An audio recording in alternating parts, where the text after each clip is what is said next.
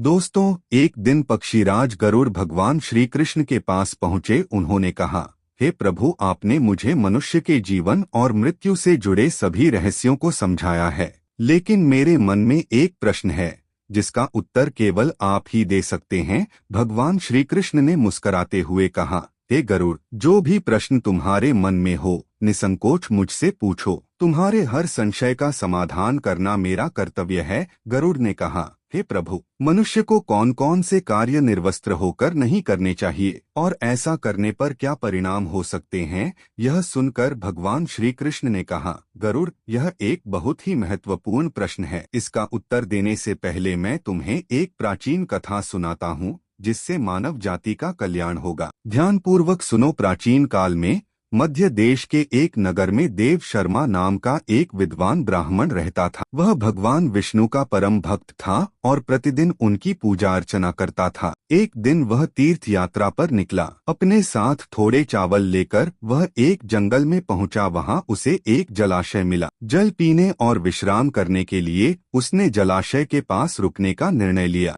लेकिन जलाशय के पास उसे दो सूखे हुए पेड़ दिखाई दिए। यह देखकर वह आश्चर्यचकित हो गया, क्योंकि चारों ओर के वृक्ष हरे भरे थे। जब वह उन पेड़ों की सूखी टहनियां तोड़ने लगा तो अचानक एक आवाज आई, रुको ब्राह्मण देवता, ऐसा मत करो। देव शर्मा चौंक गए और इधर-उधर देखने लगे। आवाज फिर आई, हम ही ये सूखे पेड़ हैं, हमारी बात सुनो। देव शर्मा ने पूछा, तुम्हारी यह दशा क्यों हुई? कृपया अपने पूर्व जन्म के बारे में बताओ। वह सूखा पेड़ बोला, हे ब्राह्मण, पूर्व जन्म में मैं धनेश्वर नाम का एक वैश्य था और यह मेरी पत्नी थी। हमारा जीवन बहुत ही विलासी और अनुचित कर्मों से भरा हुआ था।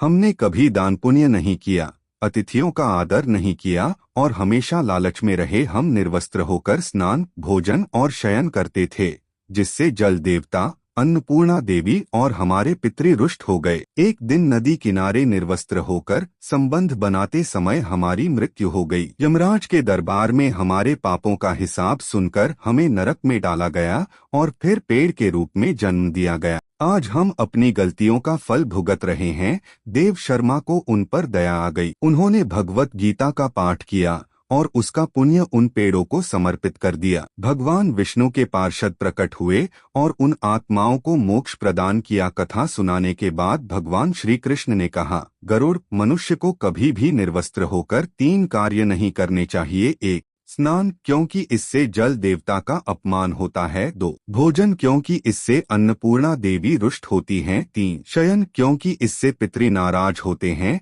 जो भी व्यक्ति इन बातों का ध्यान रखेगा उसका जीवन शुभ और मंगलमय होगा। तो दोस्तों, भगवान श्री कृष्ण ने गरुड़ जी को जो ज्ञान दिया उसमें यह भी बताया कि यदि कोई व्यक्ति निर्वस्त्र होकर स्नान, भोजन और शयन करता है तो उसके जीवन में गरीबी, दुर्भाग्य और कष्ट आने की संभावना बढ़ जाती है। भगवान श्री कृष्ण ने कहा, मनुष्य को कभी भी इन 3 कार्यों को निर्वस्त्र होकर नहीं करना चाहिए। यह न केवल देवताओं और पितरों का अपमान है, बल्कि इससे उनके जीवन में नकारात्मक ऊर्जा और दुर्भाग्य का वास होता है। निर्वस्त्र स्नान करने से जल देवता वरुण रुष्ट हो जाते हैं। इसका परिणाम यह होता है कि जीवन में सुख, शांति और समृद्धि का अभाव हो जाता है। पानी, जो जीवन का स्रोत है, उसका अपमान करने से हमारी खुशियां धीरे धीरे समाप्त हो सकती हैं। 2. निर्वस्त्र भोजन करने से अन्नपूर्णा देवी नाराज हो जाती हैं। अन्न ही जीवन का आधार है और यदि अन्न का अपमान होता है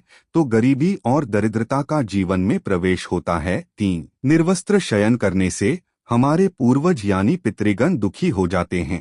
वे हमारे जीवन की सुरक्षा और प्रगति में सहायक होते हैं। यदि वे रुष्ट हो जाएं तो परिवार में आर्थिक समस्याएं और जीवन में बाधाएं आने लगती हैं। भगवान श्री कृष्ण ने कहा कि इन कार्यों से न केवल मनुष्य का भाग्य बिगड़ता है, बल्कि गरीबी और कष्टों का जीवन में स्थायी निवास हो जाता है। गरीबी का एक बड़ा कारण है हमारे कर्म। अगर हम देवताओं, अन्न और पूर्वजों का सम्मान नहीं करेंगे तो हमें उनका आशीर्वाद नहीं मिलेगा। बिना आशीर्वाद के जीवन में सुख समृद्धि पाना कठिन हो जाता है। भगवान श्री कृष्ण के अनुसार इन बातों का पालन करें।